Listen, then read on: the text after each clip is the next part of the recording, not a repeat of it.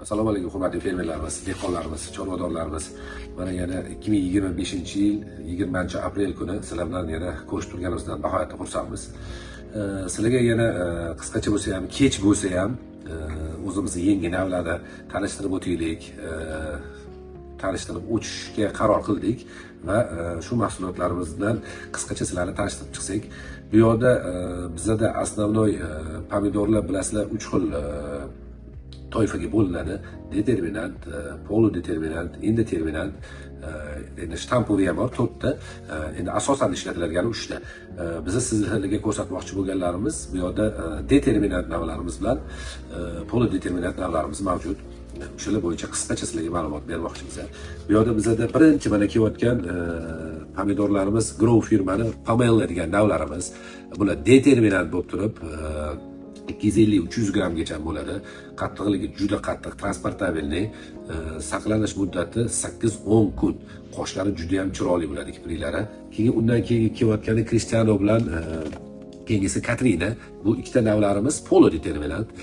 Bular 1,5 metr paleli bo'lishadi. Bularning hosildorligi ham shu 4 kundan 5 kungacha saqlanish muddati 200-250 grammgacha hosillar bo'ladi.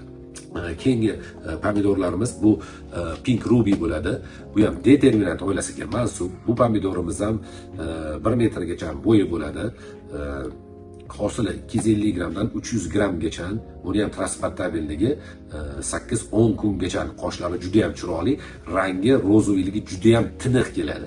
Keyingisi mana pomidorlarimizdan bu yerda Bedu degan navimiz bor, Victoria degan navlarimiz bor. Bular determinant qizil pomidorlarimiz. Bu pomidorlarimiz O'zbekistonda mashhur bo'lgan Legend degan pomidorlar, mana Barbur degan pomidorlar bilan inshaalloh raqobatbardosh bo'lgan pomidorlarimiz hisoblanadi. Bu pomidorlarimiz bitta narsasini yana aytib o'tib ketishimiz kerak. Bu pomidorlarimizda kasalliklarda, virusda TIVAY degan kasallik bor. O'sha TIVAYga ham emlangan bu hamma pomidorlarimiz, bu Grow firma bilan genetik firmaning pomidorlari. Mana keyingisi mana Solano pomidorimiz. Bu Rio Grande tipiga mansub. Bu pomidorimiz uchi to'ntoq bo'ladi. 160-180 grammgacha bo'ladi. Bu pomidorimiz hosildorligi gektardan 120-130 tonnagacha va quruqlik briksi 8 briksgacha. Keyin bizda mana Indiana lajellari bor, mana barburlarimiz bor, taynelarimiz bor, yana bir nechta navlarimiz bor. Ularni ham kelib xarid qilsanglar bo'ladi. Bizda sizlarga aniq bu yetkazmoqchi bo'lgan narsalarimiz qizil pomidordan bizda 3 ta gibridimiz mavjud. Shu Victoria, Bedu, keyin Babikan degan navlarimiz. Rozoviy pomidorlarimizdan determinantlarda Pink Ruby bilan Pamela degan navlarimiz bor. Bu navlarimiz hammasi TIVAYga обработка qilingan navlar.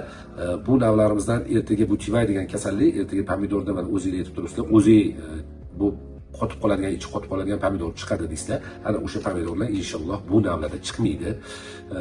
Kelinglar, xarid qilinglar. Inshaalloh sizlarga bularni agrotexnikasi bo'yicha, ishlovlari bo'yicha yana yangiliklarni biz qilib beramiz.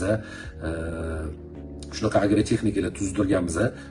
Bizda Yevropani va Amerikani mutaxassislari bilan hamkorlikda shunaqa agrotexnikalar tayyorlatganmiz. Yerlarimizni ko'rib chiqqan holatda o'shalar bilan sizlar bilan o'shalarda bo'lishib, xudo xolasa birgalikda dehqonchiliklarni zo'r olishda biz ham yordamchi bo'lamiz. Bizani kuzatishda davom etinglar. Biz sizlar uchun ishlashdan charchamaymiz. Xudo xolasa yana yangiliklarimizni sizlarga taklif qilishda davom etib boramiz va inshaalloh bizlar ekinlarni ekkaninglardan keyin xudo xolasa sizlar bilan o'zingizlarni dalilida ko'rishamiz. Rahmat, bizani kuzatishdan charchamanglar.